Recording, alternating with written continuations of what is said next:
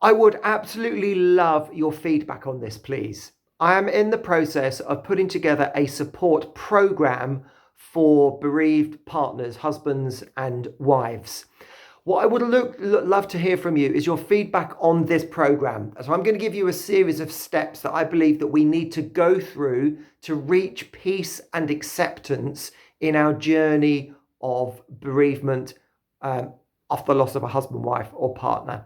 The groups will be virtual, they'll be online so people can join from absolutely anywhere, and there will be a format to the groups. That'll be another video which I'll ask for feedback on the format. So there'll be a very specified format. There'll be a nominated leader of that group each time, which will change around. And it is the process, these steps that we go through, that is how we will get to peace and acceptance. It's not about the who is leading it, who is doing what. It's about following the process.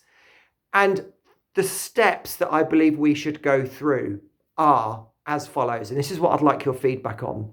One of the first things we need to do is to turn up, is to actually show up at one of these support programs, not only physically, but emotionally and mentally, to really show up, to be prepared to accept difficult concepts and ideas, to be challenged, and with a desire to move forwards, a desire to move forward. So that is one thing we need to look at, is turning up.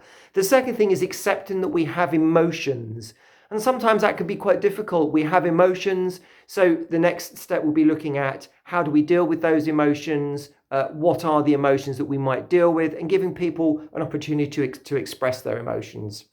The third section will be recognizing that I am a separate, unique and very special individual, separate to the partner that has died. And the research that I've done, the questions that I've asked people in groups, this is a real key factor, is to recognizing that I am me and there is an I that is separate. The fourth thing we'd need to look at is recognizing now, this exquisite moment of now, and welcoming and enjoying now without comparing to the past or to the future, just now. The fifth thing we'll be looking at is the idea of conflict, of living with conflict in our lives, of the joy of having spent so many years with that person and the total sadness that they have gone, and living with these two emotions side by side, because there is conflict and it's about living with that conflict, not fighting that conflict. The next thing is to recognize that we are on a journey and that we are continuously moving forwards, and there isn't a place where we get to where we can say we're done, we're finished, this is all wonderful now. There will always be this sadness in our life. So it's about a journey. And then finally, it's about acceptance of all of that, acceptance of our emotions, of a separate me, of a now that we can enjoy, an acceptance of conflict, an acceptance that we're on a journey that never ends.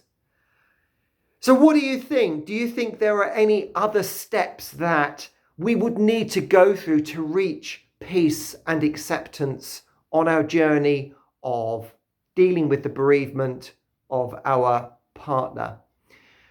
I'm in the research stages at the moment, but I'm getting close to putting all of this together. Once I've got some feedback from you, I'm then going to put together the actual program, and I'm going to put together a format for the meetings, which I will then share. What we can then do is to start to set up meetings. We don't need a charismatic leader. All we need is the process to follow and guidelines of how it can be done. And I will lead those first meetings. What I'd love to do is have as many people join us on those meetings as we can in our steps towards peace and acceptance. Then if we get too big, we can split, we can grow, we can divide those groups up, all following the same process, all following the same format, all with the same shared values and mission to leave us to a place of peace and acceptance.